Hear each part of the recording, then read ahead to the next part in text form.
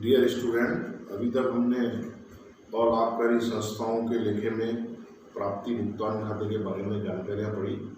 उससे संबंधित सवाल भी आपने किए होंगे। एक एग्जाम्पल हमने किया था, उसके बाद आपने उससे संबंधित सवाल भी किए होंगे। और आबकारी संस्थाओं में दूसरा जो महत्वपूर्ण डॉक्यूमेंट्स होता है या दूसरा जो विवरण होता है वो है आय व्यय खाता। आय व्यय खाता जो है थोड़ा सा कठिन है, इसलिए आय व्यय खाते को बहुत ध्यान से हमें पढ़ना चाहिए, क्योंकि अभी 12th की क्लास में काम होने के साथ साथ जब CA की CPT की परीक्षा में जब स्टूडेंट्स जाते हैं तो उस समय इस आय व्यय खाते के संबंध में बहुत बड़ी प्रॉब्लम्स आती है। तो इसलिए आज मैंने ऐसा प्रयास किया है कि आय व्यय खाते से संबंधित पहले एक तो हम पीरियड जो है थ्योरी के पढ़ेंगे, उसके बाद फिर हम इससे सवाल लेंगे, ताकि सवाल करना तो सरल रहता है लेकिन थ्योरी में थोड़ी प्रॉब्लम आती है। तो थ्योरी पहले समझ लें, तो जैसे ही हम उसके सवाल करेंगे तो हमें ज़्यादा प्रॉब्लम्स नहीं आएंगी। तो आज का जो अपना प्रश्न है वो है आय व्यय खाता किसे कहते हैं, इसकी विशेषताएं लिखिए और इसमें कौन कौन से समायोजन या एडजस्टमेंट किए जाते हैं। यदि अपन जो इसके एडजस्टमेंट है उन एडजस्टमेंटों के बारे में पढ़ लेंगे तो हमें प्राप्ति भुगतान खाते से आय व्यय खाता बनाने में किसी भी प्रकार की प्रॉब्लम्स नहीं आएगी। सबसे पहले अपन इसका मीनिंग्स पढ़ते हैं कि किसको कहते हैं। तो ऑल आबकारी संस्थाएं अपनी आय या आर्थिक स्थिति को ज्ञात करने के लिए एक खाता बनाती है जिसे हम आय व्यय खाता कहते हैं। ये प्राप्ति भुगतान खाते के बेस से बनाया जाता है। मैं बस जैसे हमने पढ़ा पहले, प्राप्ति भुगतान खाता वो किसी भी संस्था का आर्थिक स्थिति का द्योतक नहीं होता है।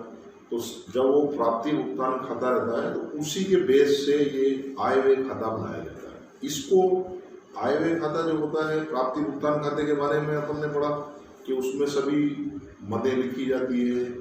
इसमें आय व्यय खाते में केवल उसी वर्ष से संबंधित मदों को लिखना है, अर्थात आय और व्यय को लिखना है। इसमें सारे समायोजन किए जाते हैं और जितने भी इसमें केवल आयगत प्रकृति की मदों को ही इसमें लिखा जाता है। पूंजीगत प्रकृति की मदों को इसमें नहीं लिखा जाता है, क्योंकि इसके साथ बैलेंस शीट बनाते हैं, उसमें एंट्रीज होती है। तो गैर व्यापारिक संस्थाएं या लाभकारी संस्थाएं अपनी आर्थिक स्थिति या आय व्यय की जानकारी की हिसाब बनाने के लिए एक खाता बनाते हैं जिसे हम आय व्यय खाता कहते हैं। ये वार्षिक के हिसाब से बनाया जाता है, इसमें समायोजन भी किए जाते हैं और ये नाम मात्र का खाता होता है। हम इसकी विशेषताएं पढ़ते हैं तो हमको और क्लियर हो जाएगा। इसकी विशेषताएं देखिए तो ये नंबर 1, ये नाम मात्र का खाता है, ये नॉमिनल अकाउंट है। नंबर 2, चालू वर्ष से संबंधित नगद और उधार दोनों लेखों का इसमें, दोनों मदों का लेखा इसमें करना है। चालू वर्ष थोड़ा सा इसमें ध्यान रखना है। चालू वर्ष यानी कि करंट ईयर, जो जिस वर्ष का हमें जो सवाल में जो साल लिखा रहता है या जिस साल में वो संस्था खाते बना रही है उससे संबंधित चालू वर्ष से संबंधित मदों को ही इसमें आय व्यय खाते में लिखना है। यदि इससे पहले की, सामान्यतः इसमें 3 वर्ष आय व्यय खाता बनाते समय स्टूडेंट्स को 3 वर्ष ज़्यादा मालूम पढ़ने में आएंगे, चालू वर्ष, गत वर्ष और आगामी वर्ष। तो चालू वर्ष यानी कि जो चल रहा है, गत वर्ष यानी जो पीछे वाला वर्ष निकल गया, और आगामी वर्ष जो आने वाला है। तो इसमें चालू वर्ष से संबंधित ही सारे कैश ट्रांजैक्शन को और उधार भी दोनों को इसमें इनकम एंड एक्सपेंडिचर अकाउंट में लिखना है। यदि इसमें कोई मद लिखी रहती है और उसमें पिछले वर्ष का और आगामी वर्ष का भी उसमें उल्लेख रहता है, तो उन दोनों को इसमें घटाकर केवल चालू वर्ष का जितना भी जो आता है आंकड़ा या डाटा, उसको इसकी एंट्री इस खाते में करना है। नंबर 3, इसमें आयगत मदों का लेखा करना। इसमें केवल रेवेन्यू आइटम्स या आयगत मदों का ही लेखा इस अकाउंट में करना है। पूंजीगत मदों का लेखा इसमें नहीं करना। जैसे फर्नीचर अगर हमने खरीदा तो इसमें नहीं लिखेंगे, क्योंकि वो पूंजीगत है, उसको बैलेंस शीट में लिखना है। तो इसमें आयगत मदों का ही लेखा करना। नंबर 4, डेबिट साइड में एक्सपेंडिचर और क्रेडिट साइड में इनकम लिखना। हमने रिसीव्ड पेमेंट पढ़ा था, उसमें डेबिट साइड में प्राप्तियां थी और क्रेडिट साइड में भुगतान थे। इसमें उसका उल्टा होना था, अर्थात इसकी जो डेबिट साइड होगी उसमें एक्सपेंडिचर लिखे जाएंगे और इस खाते की जो क्रेडिट साइड होगी उसमें सारी आय या इनकम को लिखा जाएगा। नंबर 5, इसकी विशेषता या कैरेक्टरिस्टिक्स में इसमें समायोजन भी लिखना है। सबसे महत्वपूर्ण समायोजन के बारे में 11th क्लास में सबने पढ़ा था। अंतिम खातों में किए जाने वाले समायोजन का पूरा चैप्टर था। उसी एडजस्टमेंट, इसमें थोड़ा सा आय व्यय खाते से संबंधित समायोजन है, तो इसमें समायोजन भी करना है। अगर आपको प्राप्ति भुगतान खाते के नीचे समायोजन लिखे रहते हैं तो उसका लेखा भी अपने को आय व्यय खाता बनाते समय उसमें करना है। नंबर 6, इसकी विशेषता देखो, बचत या घाटे को बताना। इसमें जब इसका आय व्यय खाते को बनाते हैं तो इसमें बचत या घाटा बताते हैं। बचत या घाटा कैसे होता है? इसमें जो रिसिप्ट या जो इनकम की जो मदें होती है, वो इनकम वाली मदें यदि उसकी जोड़ ज़्यादा आती है तो वो सरप्लस होता है, और यदि एक्सपेंडिचर की जोड़ ज़्यादा आती है तो वो डेफिसिट या घाटा होता है। अर्थात आय ज़्यादा होती है तो बचत होती है, और व्यय ज़्यादा होते हैं तो घाटा होता है। तो इसका जब आंसर निकालेंगे तो उस आंसर का नाम रहेगा सरप्लस ऑफ इनकम या surplus of expenditure. Surplus of expenditure उसका नाम रहता है, लेकिन उसका जो जनरल में वो क्या बताता है अपने को? घाटा। जब अपन इसका सवाल करेंगे तो यदि इनकम ज़्यादा होगी तो आंसर निकलेगा सरप्लस ऑफ इनकम, और व्यय ज़्यादा होंगे तो आंसर निकलेगा सरप्लस ऑफ एक्सपेंडिचर। तो ये एक बार और अपन इसको समझते हैं। ये नाम मात्र का खाता होता है, इसमें केवल करंट ईयर या चालू वर्ष से संबंधित कैश और क्रेडिट दोनों आइटम, दोनों मदों का लेखा किया जाता है। इसमें केवल आयगत मदों का ही लेखा किया जाता है, पूंजीगत मदों का लेखा इसमें नहीं किया जाता। इसके जो प्रोफार्मा है उसमें डेबिट साइड में एक्सपेंडिचर लिखना है और क्रेडिट साइड में इनकम लिखना है।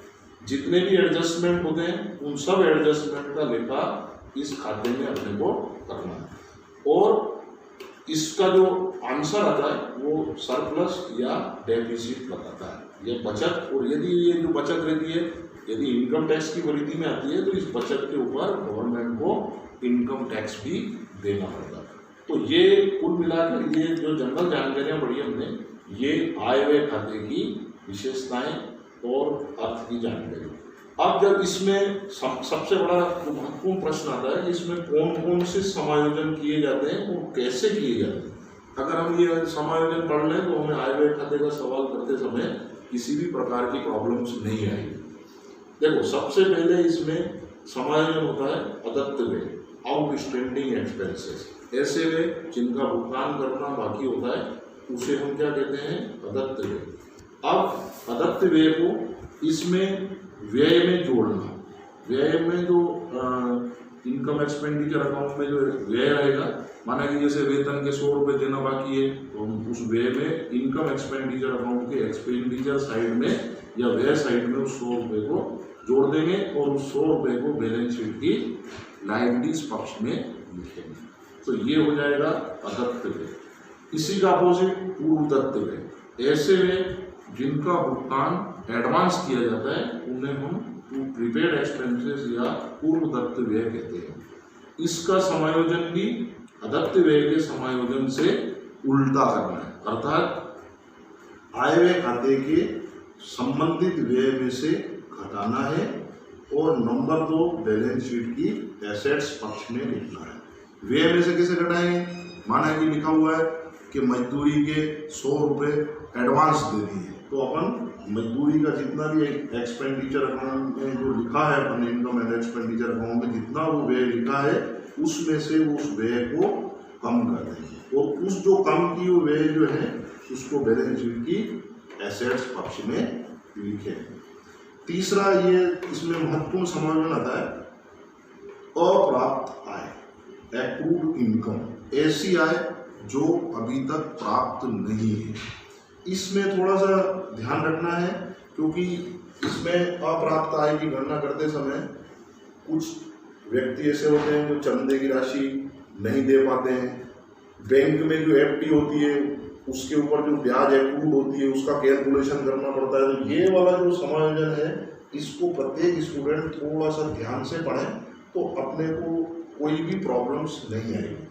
अप्राप्त आय यानी कि ऐसी आय जो भी प्राप्त नहीं हुई है, इसका समायोजन कैसे करते हैं कि इनकम एक्सपेंडिचर अकाउंट में आय पक्ष में इसको जोड़ते हैं और नंबर 2 बैलेंस शीट की एसेट्स में लिखते हैं। जैसे ब्याज के 100 रुपये बाकी, तो अपन ब्याज में 100 रुपये जोड़ देंगे और बैलेंस शीट की एसेट्स में 100 रुपये लिख देंगे। इसी का उल्टा समायोजन है अग्रिम प्राप्त आय या एडवांस इनकम। इसको इस ऐसी आय जो अग्रिम प्राप्त हो गई है, माना कि अपने पास कोई भवन है और अपन ने उसको किराए में दे रखा है और एडवांस किराया प्राप्त हो गया, तो उसे हम कौन सी आय कहते हैं? अग्रिम प्राप्त आय। इस अग्रिम प्राप्त आय का समायोजन कैसे करते हैं? नंबर 1, उस आय में से कम करना। इनकम एक्सपेंडिचर अकाउंट बनाते हैं तो जब इनकम में उस आय लिखा जाएगा उस फिगर को, उसमें से ये जितनी भी अग्रिम प्राप्त आय है वो उसमें से कम कर देंगे। माना कि 100 रुपये एडवांस प्राप्त हो गए तो हम 100 रुपये उस आय में से कम कर देंगे। और नंबर 2, बैलेंस शीट की लायबिलिटीज में इसको लिखेंगे। इसी में अगला समायोजन है डेप्रिसिएशन, रास के बारे में अपन ने क्लास 11 में पूरी जानकारी पढ़ी, उसके संबंध में अपन ने सवाल भी करे, लेकिन यहाँ कुछ ज़्यादा नहीं करना।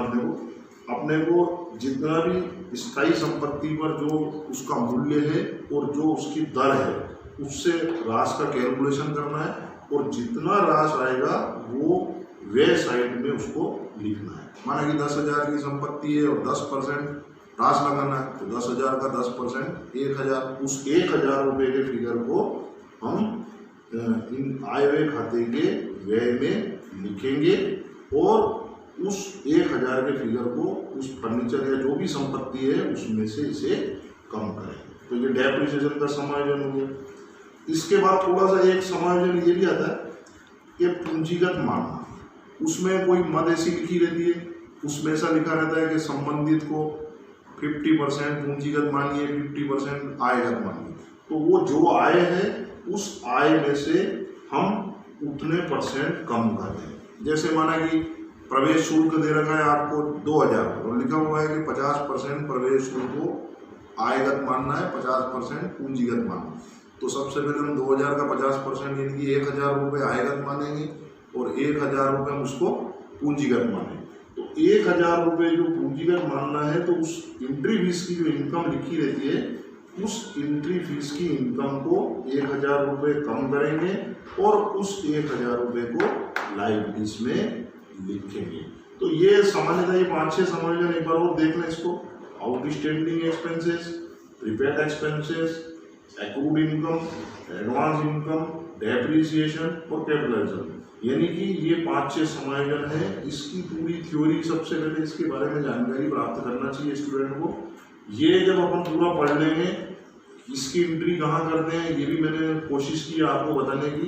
ये जानकारियाँ और ये सब जानकारियाँ यदि हम पढ़ लेंगे तो जो है हमें आय व्यय खाता प्राप्ति भुगतान खाते से आय व्यय खाता बनाने में किसी भी प्रकार की परेशानी नहीं आएगी। मैं इसके अगले पीरियड में तुम्हारे को पूरा प्राप्ति भुगतान खाते से आय व्यय खाता कैसे बनाते हैं उससे संबंधित थ्योरी और उसका पूरा सवाल बताऊंगा, एक उदाहरण से समझाएंगे, उसके बाद फिर हम इसके सवाल करेंगे। मेरी ऐसी कोशिश रहेगी कि आपको ये वाला चैप्टर बहुत अच्छा आ जाए। सामान्यतः स्टूडेंट जो है गर्मी की छुट्टियां हैं, धीरे धीरे इनको पढ़ते रहें ताकि पूरी जानकारी हमें क्लियर हो जाए और हम जब बड़ी क्लासों में जाएंगे तो हमें ये बहुत सहयोग आएगा। धन्यवाद।